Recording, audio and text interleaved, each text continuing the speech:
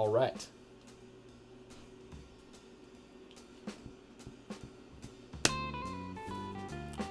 Hello and welcome to Jazz Harmony by James Knapp with me, Reese Gerwin.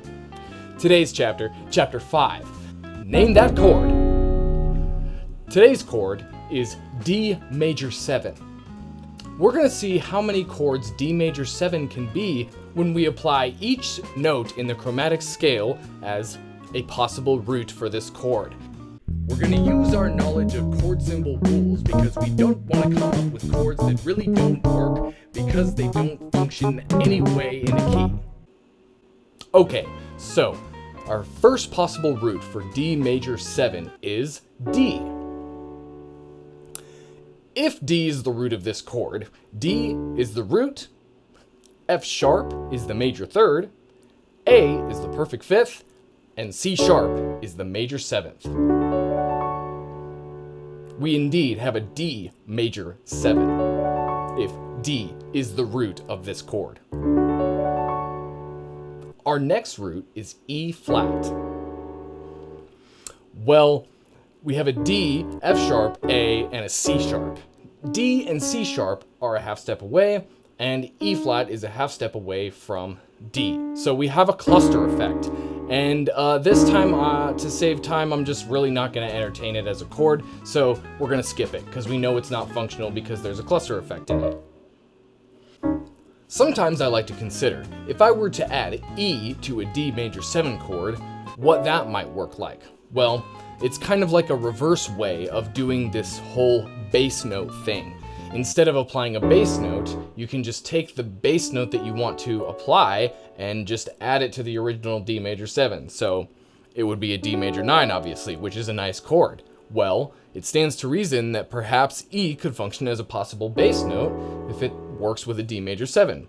Now, this logic doesn't really work all the time. In fact, it doesn't work enough for me to really even continue with the idea. It was just an interesting thought.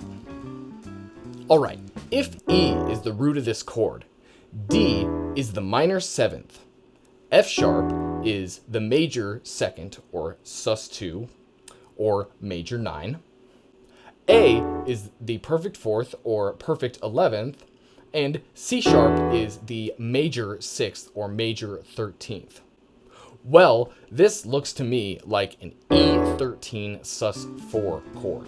We have the D as the 7th, the F sharp replacing the root, and the perfect 11th replacing the 3rd, and the 13th replacing the 5th. So we have a great functional voicing here, E13 sus4. Chord symbol rule number 3 states that all ninths are welcome in dominant chords. And chord symbol rule number 6 states that you can use the 11th to replace the 3rd in dominant chords. And chord symbol rule number 12 states that you can use the 13th to replace the 5th in dominant chords. All right, our next root is F. Let's try that mirroring technique, just for the sake of it, since I brought it up anyway. If we added an F to a D major 7 chord, it would result in an augmented second in the scale because you would have a D, F, and an F sharp, an A, and a C sharp. So we know already that this is most likely not going to end up being a functioning chord. However, if F is the root of this chord, D is the major 6th, F sharp is the flat 9, A is the minor 3rd, or sharp 9, and C sharp is the sharp 5. Chord symbol rule number 3 states that dominant chords can have all ninths. However, chord symbol rule number 28 states that the major 6th cannot replace the 7th in dominant chords. So even though we have all functions covered in this chord, F cannot be the root of this chord. If F sharp is the root of this chord, D would be the flat 6, F sharp would be the root, A would be the minor 3rd, and C sharp is the perfect 5th. Well, chord symbol rule number 25 states that the flat 6 can replace the 7th in minor type chords. Our next root for this chord is G.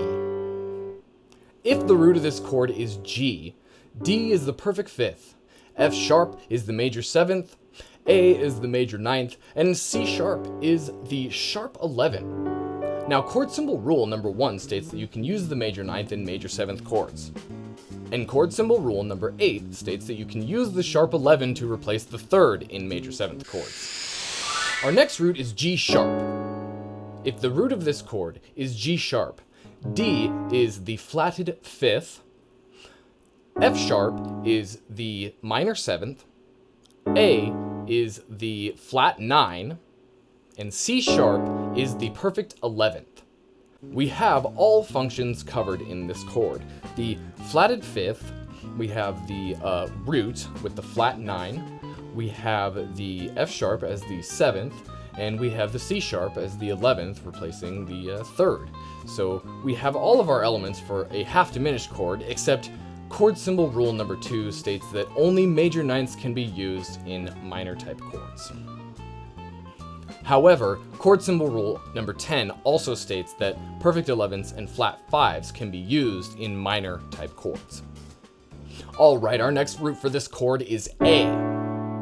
If A is the root of this chord, D is the perfect 11th, F sharp is the major 6th, A is the root, and C sharp is the major 3rd. Well, since A is already part of D major 7, this is most likely going to sound like a D major 7 over A, an inversion of D major 7, like we found out with D minor 7 over A, D minor 7 over C, so expect that for those notes, perhaps.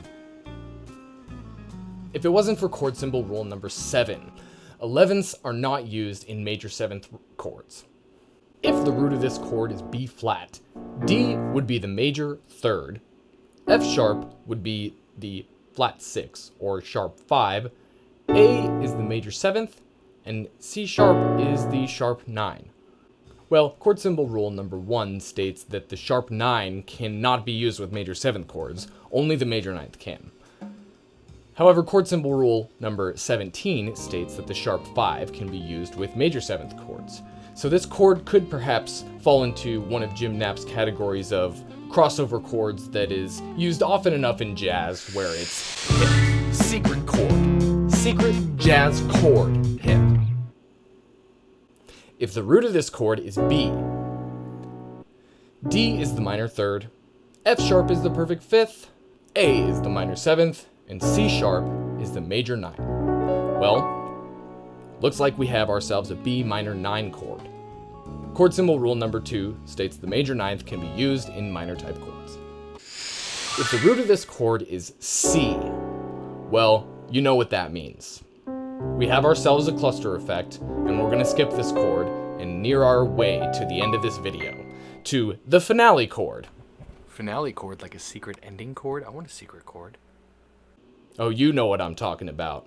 It's that 15 chord, baby. Yeah, we'll see. Okay. Yeah, we'll see. It's awesome. Okay. So, if the root of this chord is C sharp, D is the flat 9, F sharp is the perfect 11th, or sus4, A is the flat 6, or flat 13, and C sharp is the root, or the 15th, since we do have ourselves a flat 9 in this chord. And chord symbol rule number 3 states that all 9ths are welcome in dominant chords. And chord symbol rule number 6 states that the perfect 11th can replace the 3rd in dominant chords. And chord symbol rule number 12 states that you can use all 13ths in dominant chords to replace the 5th. And finally, chord symbol rule number 29 states that you can use the 15th to replace the 7th in dominant chords, only with a flat 9 present. Well, would you look at that? One chord can be 7 different chords. That's pretty insane if you ask me. I think Jim Knapp's theory might have something to it. Anyway, this is probably in other books and so on and so forth, but nevertheless, I love the approach to this because it's very organized and simple, yet eloquent, and you get results, and it's great. So, let's hear the tune now.